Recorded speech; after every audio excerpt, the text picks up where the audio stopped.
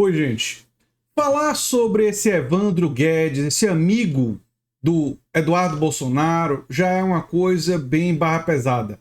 Detalhar o que ele fazia nos cursos também. Mas o que eu vou fazer nesse vídeo, em vez de focar nisso, é focar na dimensão que conecta isso ao neofascismo. Porque vocês sabem que o Evandro Guedes, ex-PM, que é amigo de Eduardo Bolsonaro, é dono de curso que já ensinou técnica de tortura. Ele fez um cursinho para policiais que ensinou isso aqui, o que eu nem vou repetir. Eu nem vou repetir isso daqui, devido à tamanha monstruosidade. Ele foi também, ele expõe a própria filha com piadas sexistas. Ele, né, tentou se justificar e a justificativa foi pior ainda, né? Esse amigo de Eduardo Bolsonaro, dono de cursinho, né, além de descrever isso, essa coisa monstruosa, né, ainda debochou da pena para o crime seria pequena diante disso. Eu vou deixar essas reportagens para quem quiser ver os vídeos e saber os detalhes no comentário fixado. Eu não vou aqui mostrar.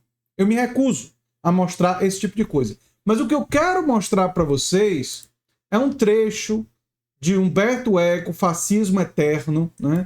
Quero aqui aumentar isso aqui só para vocês verem melhor, né? E as características 11 e 12 do fascismo, para fazer vocês refletirem como essa atitude do Evandro Guedes, desse amigão do Eduardo Bolsonaro, não é uma atitude que no fundo tem uma profunda conexão com dimensões do fascismo. Esse texto clássico do Humberto Eco traz todas as características do fascismo eterno, que é como ele via que o fascismo iria se reciclar ao longo do tempo. Eu recomendo que vocês leiam todas as características, mas aqui eu quero focar especialmente na característica 11 e 12. Na característica 11 e 12 do texto. Olha só a característica 11. Nessa perspectiva, cada um é educado para se tornar um herói. Em qualquer mitologia, o herói é um ser excepcional. Mas na ideologia fascista, urfascista, o heroísmo é a norma. Esse culto do heroísmo é estritamente ligado ao culto da morte. Não é por acaso que a morte dos falangistas era Viva la muerte. A gente normal diz que a morte é desagradável, mas é preciso enfrentá-la com dignidade. Aos crentes, diz que é um modo doloroso de atingir a felicidade sobrenatural.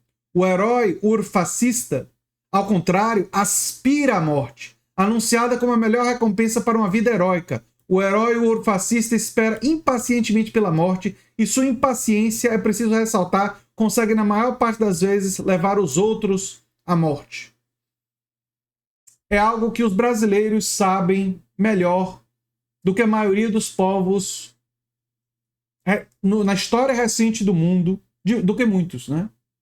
Porque nós temos na história recente uma quantidade significativa de perdas de vidas, justamente porque o líder desse movimento fascista, do movimento fascista brasileiro, dizia que tinha histórico de atleta, que é retado, que é herói, que é forte. E quem é forte não precisa de vacina. E aí muitos não se vacinaram e o resultado a gente já conhece. A gente conhece os resultados disso no Brasil. Os resultados dessa linguagem, os resultados desse tipo de liderança. Se estima no Brasil que mais ou menos 300 mil vidas foram perdidas desnecessariamente por causa de todas essas atitudes desse governo passado. Mas enfim, vamos à 12ª característica. Como tanto a guerra permanente como o heroísmo são jogos difíceis de jogar, o urfascista transfere sua vontade de poder para questões sexuais. Essa é a origem do machismo, que implica desdém pelas mulheres e uma condenação intolerante de hábitos sexuais não conformistas, da castidade à homossexualidade. Como o sexo também é um jogo difícil de jogar, o herói urfascista joga com as armas que são seu erstat fálico. Seus jogos de guerra são devido a uma inveja de pênis permanente.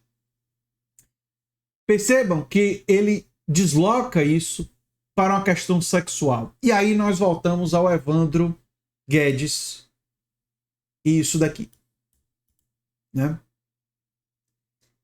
E aí tem aquela fala, né? Que diz o seguinte: me digas com quem andas, eu te direi quem és. O Eduardo Bolsonaro deu curso junto com o Evandro Guedes. Anda próximo com essa pessoa. Uma pessoa que fez tudo isso que a gente descreveu aqui. E quando a gente lê as características do fascismo eterno, né, é uma coisa assim muito clara, muito evidente, que essas características se materializam na prática do Evandro Guedes. E se materializam em discursos, em elementos claros do militarismo, dos preconceitos, do Bolsonaro e de seus aliados. É por isso que descrever esse pessoal como neofascista não é um exagero. Descrever essa extrema-direita como uma extrema-direita que bebe diretamente no fascismo não se trata de uma distorção da história. E eu falo aqui como historiador. Se trata da descrição daquilo que eles são, daquilo que eles representam. É por isso que nós temos que ter clareza do tamanho da disputa que existe na sociedade brasileira de hoje. Porque Bolsonaro foi derrotado na última eleição. O bolsonarismo, ele se transformou em inelegível também. Mas ainda existem bolsonaristas, ainda existe o neofascismo brasileiro no Congresso, no Senado e na sociedade brasileira. Por isso, nossa luta contra isso não parou. Nossa luta não pode ser apenas contra o neofascismo. Isso também é importante compreender. Nós precisamos lutar a favor de uma sociedade mais democrática, a favor de uma sociedade que garante mais direitos sociais, a favor de uma sociedade que traz mais poder para a classe trabalhadora dentro de um ambiente de trabalho democratizado, com expansão das cooperativas. Nós temos que ter propostas positivas, e é na implementação delas, em dar ganhos materiais para a classe trabalhadora através dessas medidas e conectando elas, é que nós podemos gradualmente fechar a porta na cara do neofascismo brasileiro e não ter que lidar com figuras como o Evandro Guedes, né? E que toda a sociedade brasileira iria, diante do que ele fez, do que ele falou, do que ele estava querendo ensinar, toda a sociedade brasileira iria se horrorizar, ou pelo menos a imensa maioria. E a imensa maioria se horrorizando com isso, iria demandar que ele fosse punido pelos crimes que cometeu. Pela apologia do crime que ele estava cometendo ali. Ele fez apologia de crimes hediondos. Não é? Isso é absolutamente evidente. Né? Absolutamente evidente. E ainda debochou quando isso foi apontado em relação a ele. E o fato de Eduardo Bolsonaro e de os Bolsonaros terem proximidades com essa gente diz muito. Diz muito mesmo. Eu sou André Teixeira Jacobina, o canal é a Nova Máquina do Tempo, e se você gosta do que a gente faz, se inscreve, dá um like, compartilha, quem sabe vira membro ou apoiador, quem sabe faz um dos nossos cursos. Um abração e até o próximo vídeo.